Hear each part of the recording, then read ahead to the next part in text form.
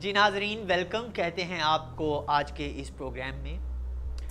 आज हमारे साथ स्टूडियो में एक ऐसी शख्सियत मौजूद है जो किसी तारुफ की मोहताज नहीं। सियासतदानों की सियासत, रेडी वाले का कम तोलना, बीवी का मियाँ के आगे बेजा बोलना और बीवी का मियाँ की जेबें फोलना। और आजकल तो हर शख्स का है घर से बाहर एक ढोलना और राज खोलना, मुझे भी दे बोलना। बेबस हो जाता है मेरे आगे इंसान, मैं हूं शैतान। देखिए, ये आपकी भूल हो सकती है। हर शख्स आपके सामने बेबस नहीं हो सकता। मैं नहीं हो सकता। Background music on.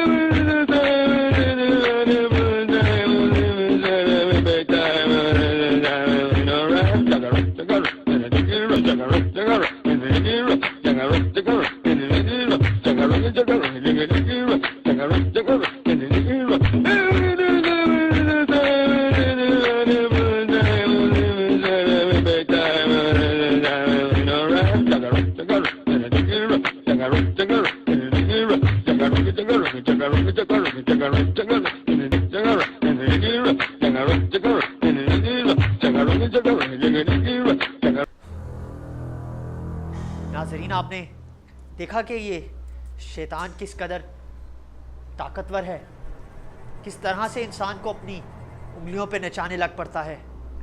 तुम लोगों पे ज्यादा मेहनत की जरूरत नहीं, थोड़ा सा इशारा करो और अक्सर औकात तो मैं खुद तुम लोगों के नक्शे कदम पर चलने लगता हूं। तो आपकी इस ताकत का राज क्या है आखिर? सुलेमानी दवाखाना। आप भी? मैं भी। भले आप कितने भी ताकतवर हों, इस कैद में तो आपको परेशानी तो जरूर होती होगी। पहले पहले तो मैं बहुत गमगीन हो जाता हूं कि मेरे चेले मिशन शैतान जारी रख पाएंगे या नहीं, और बाद में जब देखता हूं वही रिश्वतखोरी, चोर बाजारी, मुनाफाखोरी, तो मैं रिलैक्स हो जाता हूं और अपनी छुट्टियां एंजॉय करता हूं। मुझे टेंशन की जरूरत क्या, जब मेरी कंपनी ठीक चल रही है। कंपनी? कैसी कंपनी? शैतान एंड सन्स।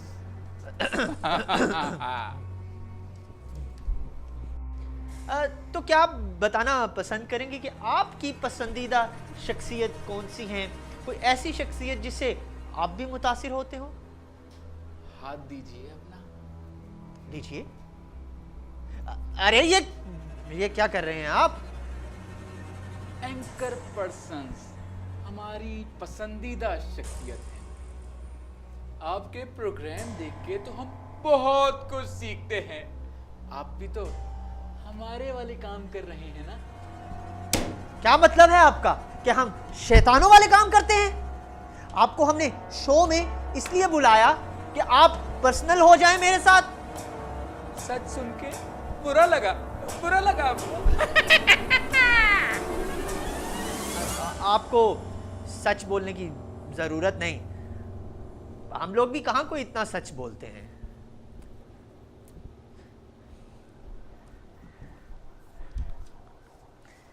आप इतने ताकतवर हैं, क्या कभी आपका कोई प्लान फेल हुआ? ये सी इलेक्ट्रिक वाले इनकी वजह से मेरे बहुत प्लान फेल हुए हैं। सी इलेक्ट्रिक मतलब मैं समझा नहीं। अब तुम बच्चे नहीं बनो, समझ जाओ। फिर तो आपको सी इलेक्ट्रिक पे बेहद गुस्सा आता होगा। नहीं नहीं, मुझे उन पे बिल्कुल गुस्सा नहीं आता। वो तो खास मेरे नक्शे कदम पे हैं और उन्हें तो मुझसे भी ज्यादा गालियां पड़ती हैं। उन बेचारों पे तो मुझे रहम आता है। आपको अपने इस सारे कैरियर में सबसे ज़्यादा तकलीफ कब हुई? जब मुझे मेरे अपनों ने पहचानने से इनकार कर दिया, मुझे कंकरियां मारी, जूते मारे, मुझे गालियां दी। क्या मैं जान सकता हूँ उन लोगों का वो कौन लोग थे? सियासतदान। मुझे ही चूना लगा दिया, मुझे ही धोखा दे दिया, मुझे पहचानने से इनकार कर दिया। मेरे पैरोकार होके मुझे पहचानने से इनकार कर दिया।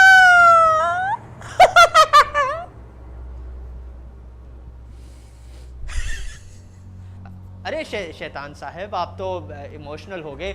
लगता है मैंने गलत सवाल पूछ लिया। तुमने मेरी दुखती रग पे हाथ रख दिया, मुझे सैड कर दिया। अच्छा चलिए, आपसे आप लाइट क्वेश्चंस पूछते हैं। तो नाजरीन, आप देख सकते हैं कि एंकर्स शैतान को भी परेशान कर देते हैं। अच्छा, आप मुझे ये बताइए कि किस किस्म के लोग आपके बहकावे में बहुत जल्दी आ जाते हैं? पुप्पो पुप्पो पुप्पो पुप्पो सास बहू, देवरानियां, जिटानियां, सालियां भाई, नंदे नंदे भाई नंदे, ये मेरे सॉफ्ट टारगेट होते हैं।